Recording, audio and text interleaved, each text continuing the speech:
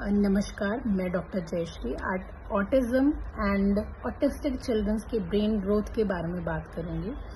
So basically autism is a neuro developmental disorder. ऐसे बच्चों में देखा गया है कि during their birth brain growth is normal accordingly to the normal child. In the stage from after birth to 2 years उनका brain growth थोड़ा ज्यादा होने लगता है। The brain size is more than a normal child. इनके frontal, temporal and amygdala जो कि major function हमारे ब्रेन में करते हैं, हमारे बैलेंस, हमारी पर्सनालिटी, हमारे स्लीप साइकिल को जो मेंटेन करते हैं, हमारे कोऑर्डिनेशन को हेल्प करते हैं, उनका डेवलपमेंट डिफरेंट होता है नॉर्मल चाइल्ड। सबसे पहले समझेंगे ब्रेन की डेवलपमेंट कैसे डिफरेंट है।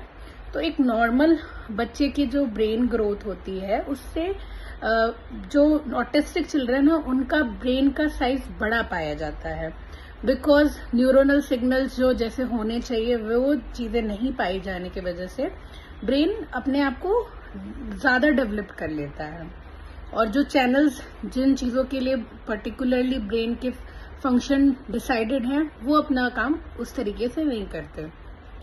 एक स्टडी में पाया गया है कि एक नॉर्मल चाइल्ड का फंक्शनल ब्रेन एमआरआई कराया गया और एक ऑटिस्टिक चाइल्ड का कराया गया। एक सिंपल सी मूवमेंट थी, हैंड फ्लैपिंग मूवमेंट। उसमें देखा गया कि जो ऑटिस्टिक चिल्ड्रन है उसका फ्रंटल लोब जो कि हमारे थिंकिंग, हमारे एब्स्ट्रैक्ट, हमारी पर्सनालिटी को शो करता है, वो एक्टिवेटेड है। एंड सेकेंडली जो नॉर्मल चिल्ड्रन है उसमें देखा गया कि हमारा सेरिबेलम एक्टिवेटेड है, जो कि हमारे बैलेंस, कोऑर्डिनेशन, इन सब चीजों में काम करता है, वो एक्टिवेटेड है। So there is a difference. वो उनकी मूवमेंट कोऑर्डिनेटेडली नहीं है because of the brain function. Secondly in autistic children में जो हमारे मिरर न्यूरॉन्स होते हैं, जैसे हम कुछ करते हैं तो हमारे सामने वाले जैसे छोटे बच्चे तो हमें इमिट करते हैं, वैसे ही करने की कोशिश करते हैं। हम जैसे खा रहे हैं वैसे वो खाने की कोशिश करते हैं। मिरर न्यूरॉन्स वो उनमें डेवलप नहीं होते हैं तो कम होते हैं। तो ऐसा नहीं होता कि वो हमें देख के सीख लेंगे, नहीं, हमें उनके स्पेशली अलग तरीके से सिखाना पड़ता है चीजें। सो आपको आपके बच्चे में या फिर अगल बगल आप किसी को देख रहे हैं ऑटिज्म बच्चा, तो हमें उसको समझना पड़ेगा कि ये जेनेटिक है, वर्चुअल है, उसके अकॉर्डिंगली हम ट्रीटमेंट प्लान्स होते हैं। सो अगर बच्चा अभी माइल्ड ऑटिज्म की तरफ है, बच्चे को अभी बहुत हाइपर एक्टिव दिख रहा है, बच्चा अभी फिर भी आपसे आई कॉन्टैक्ट कर रहा है, तो इट्स हाई टाइम आपको उसकी थेरेपी शुरू करानी चाहिए। सेंसरी थेरेपीज होती हैं जिसमें कि हम जो भी सेंसेशन बच्चे का बहुत ज्यादा हाइपर एक्टिवेट हो रहा है उसको हम इनहिबिट करते हैं।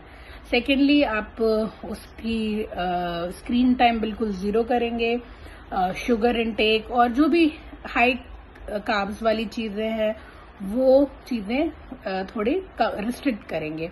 और रिसेंटली अभी पाया गया है ऑटिस्टिक चिल्ड्रंस में गट हेल्थ काफी हद तक इशू करता है, उनके मूड्स और उनके बिहेवियर पे।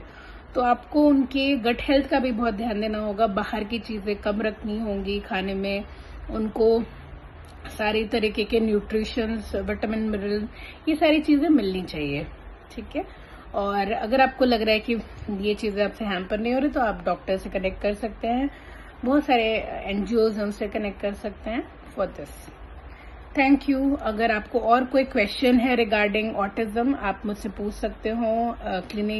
एट माई क्लिनिक हम रोज के 25 से 30 बच्चे देख रहे हैं ऑटिज्म के, तो I think I can help you. आप मुझसे कनेक्ट कर सकते हैं। Thank you.